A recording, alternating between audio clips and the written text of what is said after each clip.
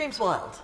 Thank you very much, Madam Deputy Speaker, and it's a pleasure to support this legislation that's part of the Brexit dividend that gives us the freedom to regulate to support innovation. And unlike the stifling, overly complex EU regime, we have the exciting opportunity to take a proportionate, science-based approach to precision breeding. And this is a welcome part of the government's focus on science and technology to drive economic growth. And my county of Norfolk, and specifically the Norwich Research Park, is well placed to help realise these benefits, as it's home not only to world-leading research institutes, but also gene editing companies, as well as, of course, playing a crucial role in our food production. And it's important to be clear what this bill is about and what it is not about. Precision breeding is about enabling DNA to be edited more efficiently and precisely than current breeding techniques to produce beneficial traits. Crucially, these are traits that occur through traditional breeding and natural processes. Indeed, under Clause 1, that is a requirement in order to be classified as a precision-based organism. And as my honourable friend York Outer said, it does not involve adding DNA from a different organism, so this is not about genetically modified organisms.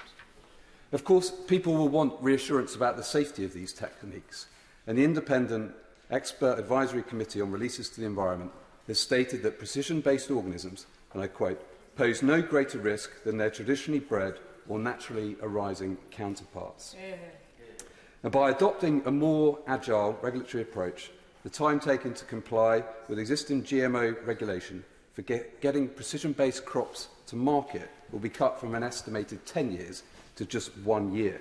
And that's a huge win to accelerate innovation, secure productivity and fishery gains in crop production.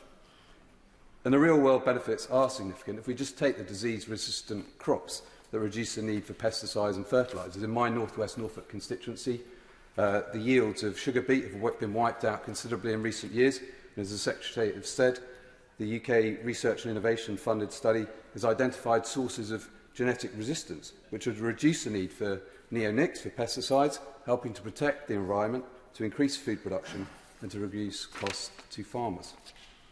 Then there's the potential for crops to withstand changing climates and, of course, health and nutritional benefits. My honourable friend referred to the pioneering work that the John Innes Centre is doing to produce precision-bred, high vitamin D tomatoes. In addition, tomato leaves are usually only waste material, but by editing the genes, those leaves could be used to make vitamin D supplements, for example, reducing waste.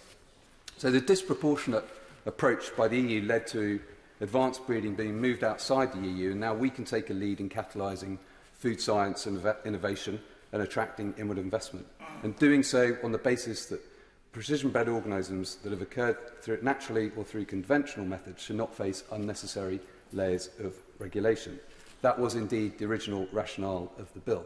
And as others have said, there are real concerns among crop and plant breeders that the power to introduce sweeping new regulations under Part 3 of the bill could see the introduction of additional new hurdles that are not scientifically justified. And these are new requirements that don't apply to conventionally bred crop varieties, which would be a major disincentive to bringing these new techniques in. So it's essential we don't remove the EU bureaucratic rules only to allow the FSA to reimpose requirements that are not proportionate or necessary. Otherwise, what's the point in diverging from the EU approach? So in conclusion, I look for an assurance from the Minister that this opportunity to boost our agri-tech sector will be based firmly on a proportionate approach, and that during the passage of the bill, commitments will be made and included in legislation to ensure a light touch, low cost and pro-innovation approach.